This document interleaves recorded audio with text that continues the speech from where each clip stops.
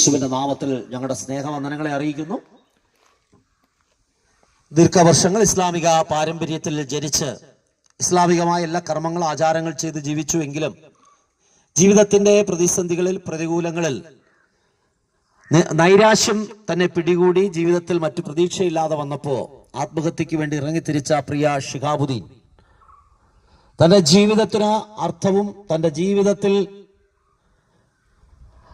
സ്നേഹമെന്തെന്നും ജീവിതത്തിന്റെ യാഥാർത്ഥ്യമെന്തെന്നും തനിക്ക് മനസ്സിലാക്കി കൊടുത്തത് ക്രിസ്തുവിന്റെ സ്നേഹമാണ്. തന്നെ സന്ദർശിച്ച യേശുക്രിസ്തുവിനെ കുറിച്ചും യേശുക്രിസ്തുവിന്റെ സ്നേഹത്തെക്കുറിച്ചും യേശുക്രിസ്തുവിലേക്കുള്ള നിത്യജീവിതത്തെക്കുറിച്ചും ദേശദേശാന്തരങ്ങളിൽ ചുറ്റി സഞ്ചരിച്ച് ആ വാത്സല്യ കുടുംബം അറിയിച്ചുകൊണ്ടിരിക്കുന്നു. പ്രിയ കർത്തദാസൻ ഷിഹാബുദ്ദീൻ തുടർന്നുള്ള നിമിഷങ്ങളിൽ നിങ്ങളോട് ദൈവവചനത്തിൽ നിന്ന് സംസാരിക്കും. അതിനായി കർത്തദാസനെ മുന്നോട്ട് ക്ഷണിക്കുന്നു.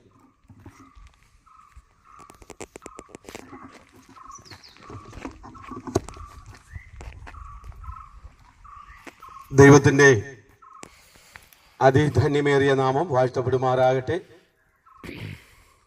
ഈ ഉദിമൂട് ദേശത്ത് കടന്നു വന്ന് മദ്യത്തിനും മയക്കുമരുന്നിനും എതിരായിട്ടുള്ള ബോധവൽക്കരണവും അതിനോടനുബന്ധിച്ച്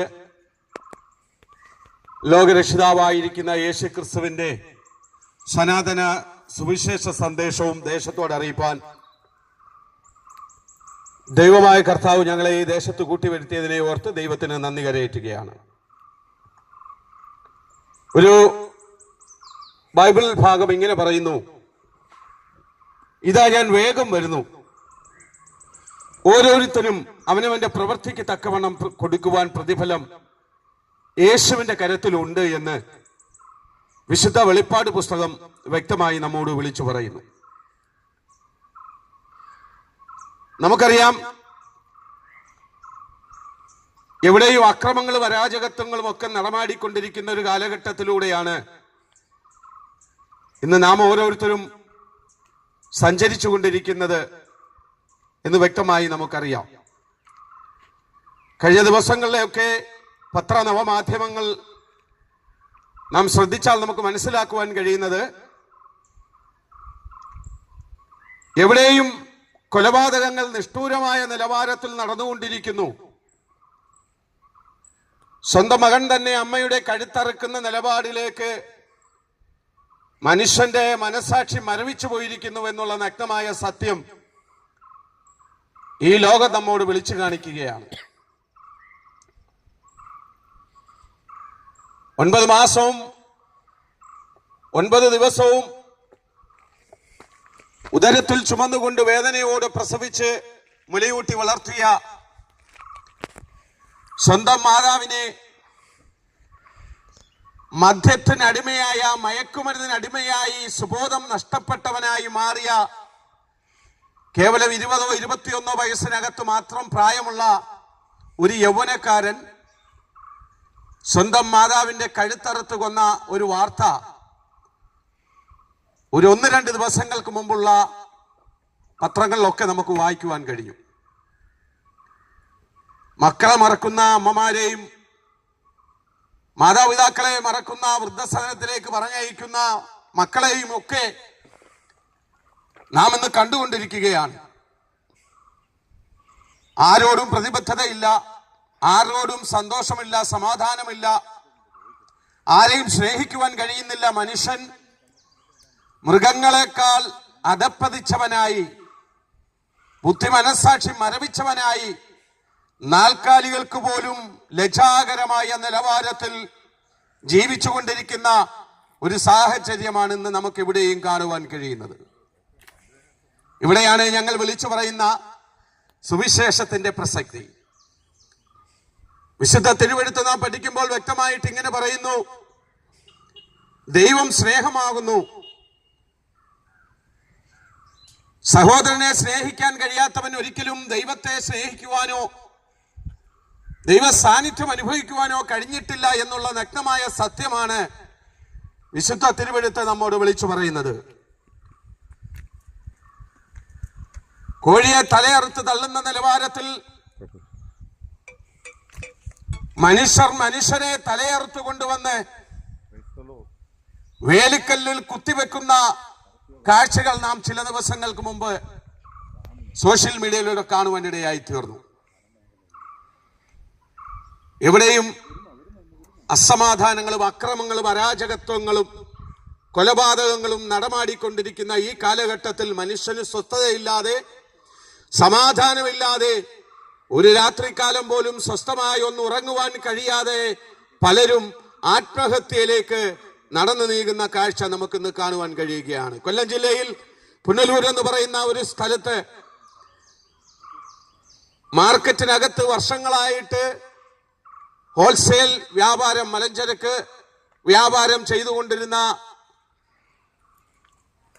ഒരു പ്രിയപ്പെട്ടവൻ തന്നോടൊപ്പം കടയിലുണ്ടായിരുന്ന തന്റെ ഭാര്യയെ ഭവനത്തിൽ കൊണ്ടുചെന്നാക്കിയിട്ട് രാത്രി 9 മണിയോട് അടുപ്പിച്ച സമയം സ്കൂട്ടറുമായി റോഡിലേക്ക് ഇറങ്ങി ഇപ്പോൾ വരാമെന്ന് പറഞ്ഞു പോയ പ്രിയപ്പെട്ടവൻ പുനലൂർ തൂക്കുവാലത്തിന്റെ മുകളിൽ നിന്ന് വെള്ളത്തിലേക്ക് ചാടി ആത്മഹത്യ ചെയ്യുവാനിടയായി തീർന്നു. സാമ്പത്തികമായിട്ടുള്ള പ്രശ്നങ്ങളല്ല, ഭവനത്തിനകത്ത് സ്വസ്ഥത ലഭിക്കാതെ സമാധാനം ലഭിക്കാതെ ജീവിതം എങ്ങനെയെങ്കിലും അവസാനിപ്പിക്കുവാൻ വേണ്ടി ഹൃദയത്തിൽ നിരൂപിച്ചുകൊണ്ട് നടന്നിരുന്ന കാലം ഇന്നേക്ക് 3 ദിവസം മുമ്പ് നാം ഫേസ്ബുക്കിലൂടെ കാണുവാൻ ഇടയായി തീർന്ന ഒരു വാർത്തയാണിത്. എന്തുകൊണ്ടാണ് ഇങ്ങനെയൊക്കെ സംഭവിക്കുന്നതെന്ന് ചോദിച്ചു കഴിഞ്ഞാൽ, മനുഷ്യനെ ജീവിതത്തിലെ പ്രതിസന്ധികൾ നേരിടുമ്പോൾ, ജീവിതത്തിൽ പ്രയാസങ്ങളും പ്രതികൂലങ്ങളും ഒക്കെ നേരിടുമ്പോൾ മനുഷ്യനെ ജീവിതത്തെ നേരിടുവാൻ കഴിയാതെ പോവുകയാണ് പലപ്പോഴും. അതിനെന്താണ് കാരണം? അവരൊക്കെയും അവരവർ വിശ്വസിക്കുന്ന നിലവാരത്തിലുള്ള ദൈവങ്ങളെ വിളിച്ച് പ്രാർത്ഥിക്കുകയും ആരാധിക്കുകയും ഒക്കെ ചെയ്യുന്നവരായെങ്കിലും പ്രതിസന്ധികൾ വരുമ്പോൾ പലപ്പോഴും പലരും ദൈവത്തിൽ ആശ്രയിക്കുവാനോ ആശ്രയിച്ചിട്ട് പ്രയോജനമില്ല എന്ന് നിരൂപിച്ചിട്ടോ സ്വന്തം ജീവനെ ഒരു തുള്ളി വിഷത്തിലോ ഒരു ചാൻ കയറിലോ അല്ലെങ്കിൽ വെള്ളത്തിൽ ചാടിയോ ഒക്കെ നഷ്ടപ്പെടുത്തി കളയുന്ന കാഴ്ചയാണെന്ന് നമുക്ക് എവിടെയും കാണുവാൻ കഴിയുന്നത്. എന്നാൽ വിശുദ്ധ തിരുവെഴുത്ത് വ്യക്തമായി നമ്മോട് പറയുന്നു, ലോകരക്ഷിതാവായിരിക്കുന്ന യേശു ക്രിസ്തുവിൽ നിങ്ങൾക്ക് സമാധാനമുണ്ട്. യേശു എന്ന രക്ഷിതാവ് ഭൂമിയിലേക്ക് അവതരിച്ചത്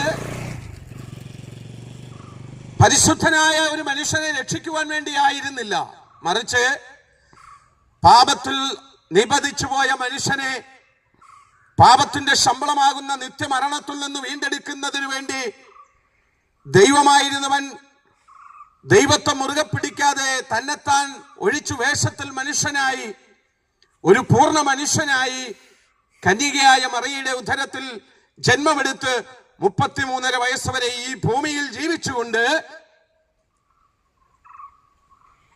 രോഗികളെയും കുരുടന്മാരെയും അന്ധരെയും ഒക്കെ സൗഖ്യമാക്കി, വെള്ളപ്പാണ്ടുള്ളവരെ സൗഖ്യമാക്കി, മരിച്ചവരെ ഉയർത്തെഴുന്നേൽപ്പിച്ച് ദൈവരാജ്യത്തിന്റെ സുവിശേഷം ഘോഷിച്ചുകൊണ്ട് 33.5 തിരുവയസ്സിൽ ലോകമാനവരാശിയുടെ രക്ഷയ്ക്ക് വേണ്ടി കാൽവറിയുടെ കൊലക്കളത്തിൽ യാഗമായി മാറി മനുഷ്യന്റെ പാപത്തിന്റെ ശമ്പളമാകുന്ന നിത്യമരണത്തിൽ നിന്ന് അവനെ രക്ഷിച്ചുകൊണ്ട് യേശു എന്ന രക്ഷിതാവ് സ്വർഗലോകവാസം ചെയ്യുവാനിടയായി തീർന്നു. ആ യേശു എന്ന രക്ഷിതാവ് തന്റെ ശിഷ്യന്മാരെ ഒടൊപ്പം സംസാരിച്ചിട്ട് താൻ ഉയർത്തെഴുന്നേറ്റ് 40 ദിവസം തന്റെ ശിഷ്യന്മാർക്ക് വെളിപ്പെട്ട് 40ാമത്തെ ദിവസം സ്വർഗത്തിലേക്ക് എടുക്കപ്പെട്ടപ്പോൾ സ്വർഗത്തിൽ നിന്ന് വെള്ളവസ്ത്രധാരികളായ 2 ദൂതന്മാർ താഴേക്ക് ഇറങ്ങി വരുന്നത് ജനം കാണുവാനിടയായി തീർന്നു. ആ ജനത്തോട് ദൂതന്മാർ ഇപ്രകാരം പറഞ്ഞു, അല്ലയോ ഗലീല നിവാസികളെ, നിങ്ങൾ ആകാശത്തിലേക്ക് നോക്കി നിൽക്കുന്നത് എന്ത്? നിങ്ങളെ വിട്ട് സ്വർഗാരോഹണം ചെയ്ത ക്രിസ്തു അവൻ പോയതുപോലെ തന്നെ വേഗം മടങ്ങി വരാൻ പോകുന്നു എന്ന് ദൂതന്മാരിലൂടെ തന്റെ ആ വ്യക്തമായ ദൂത് ആ ജനത്തോട് വിളിച്ചറിയിപ്പാൻ ഇടയായി തീർന്നു. ആ വേദഭാഗത്തെ ഉദ്ധരിച്ചുകൊണ്ടാണ് ഞാനിവിടെ സംസാരിക്കുവാൻ താല്പര്യപ്പെടുന്നത്. ആ വിശുദ്ധ തിരുവെഴുത്ത് വെളിപ്പാട് പുസ്തകം നാം പഠിക്കുമ്പോൾ വ്യക്തമായി ഇങ്ങനെ കാണാൻ കഴിയുന്നു.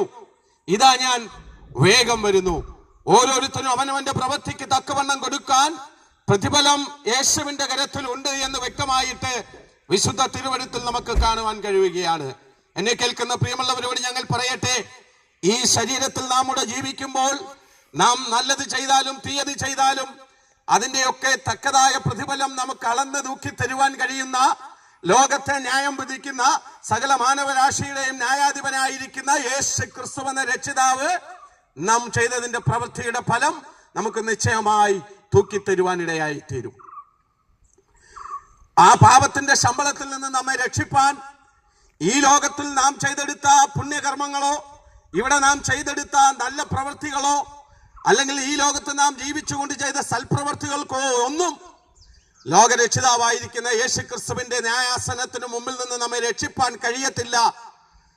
യേശുവിനെ രക്ഷിതാവും ദൈവമായി സ്വീകരിച്ചിട്ടില്ലാത്ത ഓരോ വ്യക്തിയും ന്യായവിസ്താരത്തിൽ നിത്യമായ നരകത്തിലേക്ക്, ദണ്ഡനത്തിലേക്ക് എടുത്തെറിയപ്പെടുമെന്ന് വിശുദ്ധ തിരുവെഴുത്ത് വ്യക്തമായി നമ്മോട് അടിവരയിട്ടുകൊണ്ട് വിളിച്ചു പറയുമ്പോൾ, ഈ പകൽക്കാലം ഞങ്ങൾ മാറ്റമില്ലാത്ത നിത്യരക്ഷയുടെ സന്ദേശമായി ദേശത്ത് വന്നു നിന്ന് സുവിശേഷ സന്ദേശം ഘോരഘോരമായി ഇങ്ങനെ പ്രസംഗിക്കുമ്പോൾ ഞങ്ങളെ കേൾക്കുന്ന പ്രിയമുള്ളവരോട് ഞങ്ങൾ പറയട്ടെ, ഒരുപക്ഷെ ഈ സന്ദേശം കേൾക്കുന്ന താങ്കൾ മുസൽമാനോ ഹിന്ദുവോ ക്രിസ്ത്യാനിയോ ഏത് മനുഷ്യനുമാകട്ടെ, ഏത് വിഭാഗത്തിൽപ്പെട്ട വ്യക്തിയായാലും താങ്കൾ ഒരു മനുഷ്യനാണെങ്കിൽ താങ്കളുടെ പാപത്തിന് പരിഹാരം ഇന്നേക്ക് അത്യാവശ്യമാണെന്നുള്ള വ്യക്തമായ സത്യമാണ് ഞങ്ങൾ നിങ്ങളോട് വിളിച്ചു പറയുവാൻ താല്പര്യപ്പെടുന്നത്. എങ്ങനെയാണ് ഈ നിത്യരക്ഷ നാം കരസ്ഥമാക്കുന്നത്? ഈ ലോകത്തിൽ നാം ഉണ്ടാക്കിയെടുത്ത സമ്പത്ത് കൊണ്ടോ നമ്മുടെ ആരോഗ്യം കൊണ്ടോ നാം പഠിച്ചെടുത്ത അറിവുകൾ കൊണ്ടോ യേശു എന്ന രക്ഷിതാവിന്റെ നിത്യരക്ഷ നമുക്ക് കരസ്ഥമാക്കുവാൻ കഴിയുകയില്ല. ഇവിടെ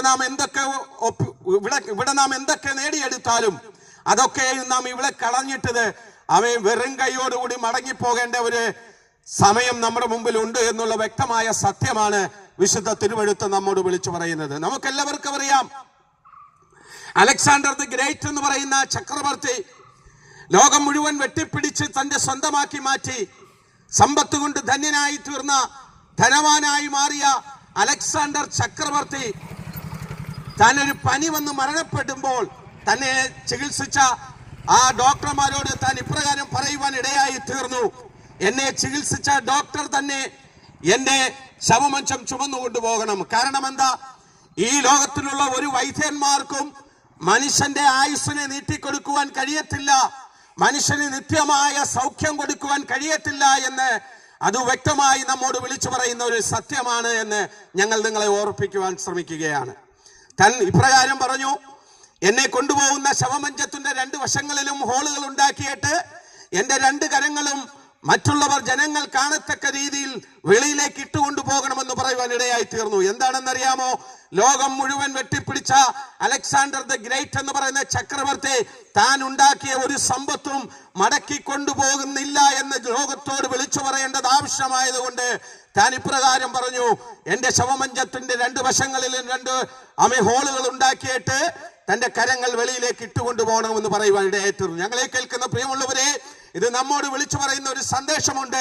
ഈ ലോകത്ത് നാം എന്ത് നേടിയാലും, ഇവിടെ നാം എങ്ങനെയൊക്കെ ജീവിച്ചാലും, ഇവിടെ എന്തൊക്കെ സമ്പാദിച്ചെടുത്താലും നമുക്ക് മടങ്ങിപ്പോകുമ്പോൾ വെറും കൈയോടുകൂടി മാത്രമേ മടങ്ങിപ്പോകുവാൻ കഴിയുകയുള്ളൂ. എങ്ങനെയാണോ നാം ഭൂമിയിലേക്ക് വന്നത് അതുപോലെ നാം മടങ്ങിപ്പോകേണ്ട സാഹചര്യം നമ്മുടെ മുമ്പിലുണ്ട് എന്നുള്ള നഗ്നമായ സത്യം ഞങ്ങൾ നിങ്ങളോടൊന്ന് പറയുവാൻ താല്പര്യപ്പെടുകയാണ്. നോക്കിയേ, അലക്സാണ്ടർ ദി ഗ്രേറ്റ് സമ്പാദിച്ച ഒരു സമ്പത്തും താൻ കൊണ്ടുപോയില്ല. താൻ മരണത്തിന് കീഴടങ്ങി. താൻ ഉണ്ടാക്കിയ സമ്പത്ത് കൊണ്ടൊന്നും മരണത്തെ ജയിക്കുവാൻ തനിക്ക് കഴിഞ്ഞില്ല. മരണം ഇന്നും അതിന്റെ ജൈത്രയാത്ര തുടർന്നുകൊണ്ടിരിക്കുകയാണ്. ഏത് നിമിഷമാണ് ഒരു മനുഷ്യന് മരണം തേടിയെത്തുന്നതെന്ന് പറയാൻ കഴിയത്തില്ല. യാത്രകളിലായിരിക്കാം, ഉറക്കത്തിലായിരിക്കാം, ഒരുപക്ഷെ ഭക്ഷണം കഴിക്കാൻ ഇരിക്കുമ്പോൾ ആയിരിക്കാം. ഏത് നിമിഷവും ഒരു മനുഷ്യനെ മരണം തേടിയെത്തുവാൻ ഇടയായിത്തീരും. ആ മരണത്തോട് നമുക്ക് ഇങ്ങനെ പറയാൻ കഴിയുമോ? മരണമേ, ഒന്ന് നിന്നാട്ടെ, എനിക്ക് അല്പം കൂടി കാര്യങ്ങൾ ഇവിടെ ചെയ്തു തീർക്കേണ്ടതുണ്ട്, തലമുറയുടെ കാര്യങ്ങൾ ചെയ്തു തീർക്കേണ്ടതുണ്ട്. ഈ അവയെ സമാഗതമായിക്കൊണ്ടിരിക്കുക. കർത്താവ് പറയുന്നു, ഇതാ ഞാൻ വേഗം വരുന്നു, വേഗം വരുന്നു എന്ന് അരുളി ചെയ്ത ലോകരക്ഷിതാവായിരിക്കുന്ന യേശു ക്രിസ്തുവിന്റെ വീണ്ടും വരവിനെ വിളിച്ചറിയിക്കുന്നതാണ് ഇന്ന് നടന്നുകൊണ്ടിരിക്കുന്ന ലോക സംഭവങ്ങൾ. എവിടെയും അക്രമങ്ങളും അരാജകത്വങ്ങളും ഇന്ന് നടന്നുകൊണ്ടിരിക്കുന്നു. രാജ്യങ്ങൾ തമ്മിൽ യുദ്ധങ്ങളിൽ ഏർപ്പെട്ടിരിക്കുന്നു. ജാതികൾ തമ്മിൽ കൊലപാതകങ്ങളും പ്രശ്നങ്ങളും അടിയും വഴക്കും ഒക്കെ നടന്നുകൊണ്ടിരിക്കുന്നു. മനുഷ്യനെ കൊന്നു തള്ളിക്കൊണ്ടിരിക്കുന്ന ഒരു കാലഘട്ടമാണ് ഇതെന്ന് നമുക്ക് മനസ്സിലാക്കാൻ കഴിയുന്നു. എന്താണ് ഇത് നമ്മോട് വിളിച്ചു പറയുന്നത്? യേശു ക്രിസ്തുവിന്റെ വരവ് ഏറ്റവും ആസന്നമായിരിക്കുകയാണ്. ഈ യേശുവിന്റെ വരവിൽ നാം എടുക്കപ്പെടണമെങ്കിൽ നാം ക്രിസ്തുവിനെ രക്ഷിതാവും ദൈവമായി സ്വീകരിച്ചുകൊണ്ട് ഒരു ദൈവ പൈതലായി മാറിയെങ്കിൽ മാത്രമേ യേശു എന്ന രക്ഷിതാവ് രണ്ടാമത് തന്റെ സഭയാം കാന്തയാം മണവാട്ടിയെ ചേർക്കുവാൻ കടന്നു വരുമ്പോൾ ആ സഭയോടൊപ്പം നമുക്ക് എടുക്കപ്പെടുവാൻ കഴിയുകയുള്ളൂ. അല്ല എങ്കിൽ നാം കൈവിടപ്പെട്ടു പോവും. കൈവിടപ്പെട്ടു പോയാൽ ഉണ്ടാകാൻ പോകുന്ന സംഭവങ്ങൾ വ്യക്തമായിട്ട് തിരുവെഴുത്ത് നമ്മോട് പ്രസ്താവിച്ചിട്ടുണ്ട്. എവിടെയും അക്രമങ്ങളും അരാജകത്വങ്ങളും ഇന്ന് കാണുന്നതിന്റെ 10 ഇരട്ടിയായി 100 ഇരട്ടിയായി അത് വർദ്ധിച്ചു വരുമെന്നും സ്വന്തം ഭവനത്തിനകത്തു പോലും മനുഷ്യർക്ക് സ്വസ്ഥമായി ഇരിക്കുവാനോ ഉറങ്ങുവാനോ കിടക്കുവാനോ കഴിയത്തില്ല എന്നും വ്യക്തമായി നമുക്ക് വിശുദ്ധ വേദപുസ്തകത്തിന്റെ അടിസ്ഥാനത്തിൽ മനസ്സിലാക്കുവാൻ കഴിയും.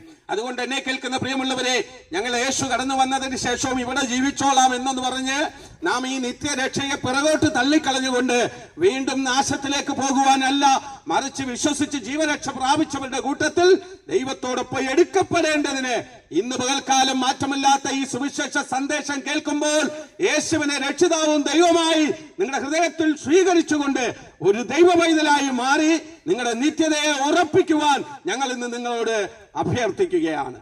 മറ്റൊരുവനിലും രക്ഷയില്ല. നാം രക്ഷിക്കപ്പെടുവാൻ ആകാശത്തിൻ കീഴിൽ മനുഷ്യരുടെ ഇടയിൽ ഭൂമിയിൽ നൽകപ്പെട്ട മറ്റൊരു നാമവുമില്ല, യേശു ക്രിസ്തു എന്ന ഏകനാമമല്ലാതെ. അതുകൊണ്ട് ഈ യേശുവിനെ വിശ്വസിക്കാമോ? ഈ യേശുവിനെ നിങ്ങളുടെ ജീവിതത്തിൽ പ്രവർത്തിക്കുവാൻ ഒരു അവസരം കൊടുക്കാമോ?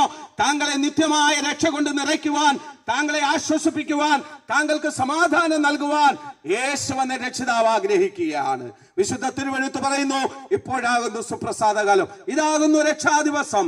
ഈ രക്ഷാദിവസം ഈ വചനം കേൾക്കുമ്പോൾ ക്രിസ്തുവിനെ രക്ഷിതാവും ദൈവമായി സ്വീകരിച്ചുകൊണ്ട് നിങ്ങളെ നിത്യതയെ ഉറപ്പിച്ച് ദൈവസഭയോടൊപ്പം എടുക്കപ്പെടുവാൻ നിങ്ങളെ തന്നെ ഒരുക്കുക എന്ന് അഭ്യർത്ഥിച്ചുകൊണ്ട് ഞങ്ങൾ ഈ സമയത്തിൽ നിന്ന് പിന്മാറുന്നു. ദൈവമായ കർത്താവ് എല്ലാവരെയും ധാരാളമായി അനുഗ്രഹിക്കുമാറാകട്ടെ. God bless you. ഞങ്ങൾ നിങ്ങൾക്ക് വേണ്ടി പ്രാർത്ഥിക്കാൻ പോവുകയാണ്. പരിശുദ്ധ ദൈവമേ, സ്വർഗ്ഗ നല്ല കർത്താവേ, ഈ ദേശത്ത് കടന്നു വരുവാൻ, മാറ്റമില്ലാത്ത അങ്ങയുടെ സുവിശേഷം അറിയിപ്പാൻ കർത്താവ് ഇടയാക്കിയല്ലോ. ഈ സന്ദേശം ശ്രവിച്ച എല്ലാ പ്രിയപ്പെട്ടവരെയും ദൈവകരങ്ങളിലേക്ക് ഏൽപ്പിച്ച് കർത്താവെ പ്രാർത്ഥിക്കുന്നു. അവരായിരിക്കുന്ന ഇടങ്ങളിൽ ദൈവം കാക്കുമാറാണമേ, സൂക്ഷിക്കുമാറാണമേ. ആരെങ്കിലും രോഗത്താലോ ഭാരത്താലോ മാനസിക ക്ലേശത്താലോ ആയിരിക്കുന്നുവെങ്കിൽ ഇന്ന് ഇവിടെ കേൾപ്പിച്ച വചനം അവരെ സൗഖ്യമാക്കുമാറാണമേ എന്ന് കർത്താവെ പ്രാർത്ഥിക്കുന്നു. ഈ ദേശത്തെ ഞങ്ങൾ അനുഗ്രഹിച്ച് പ്രാർത്ഥിക്കുന്നു. ഇവിടുത്തെ കൃഷി മേഖലകളെ അനുഗ്രഹിച്ച് പ്രാർത്ഥിക്കുന്നു. കർത്താവെ, അങ്ങയുടെ പുനനാമമുഖത്തിന് തീരേണ്ടതിനായി പ്രാർത്ഥിക്കുന്നു. ദൈവിക കരങ്ങളിലേക്ക് ഓരോ പ്രിയപ്പെട്ടവരെയും ഏൽപ്പിക്കുന്നു. അങ്ങയുടെ വരവിന് ഒരു കൂട്ടം ജനം വിദേശത്ത് നിന്ന് ഒരുക്കപ്പെടുവാൻ സ്വർഗം ഇടയാക്കുമാറാണമേ എന്ന് പ്രാർത്ഥിക്കുന്നു. മഹത്വം തിരുമേനിക്ക് കർത്താവായ യേശുക്രിസ്തു മൂലം ഞങ്ങളുടെ പ്രാർത്ഥന കേൾക്കണമേ. സ്വർഗ്ഗം നല്ല പിതാവേ, യേശുക്രിസ്തു പാപികളെ രക്ഷിക്കുന്നു. യേശുക്രിസ്തു രോഗികളെ സൗഖ്യമാക്കുന്നു. യേശുക്രിസ്തു പരിശുദ്ധാത്മാവിനെ ദാനമായി നൽകുന്നു. ദേശമേ നിന്റെ ദൈവത്തെ നിരപ്പ ഒരുങ്ങിക്കൊള്ളുക. ഹല്ലേലൂയ, ഹല്ലേലൂയ, ഹല്ലേലൂയ. ഇത്രത്തോളം ഞങ്ങളെ ശ്രവിച്ച എല്ലാ നാട്ടുകാർക്കും ഞങ്ങളുടെ ഗോഡ് ബ്ലസ് യു ആൾ.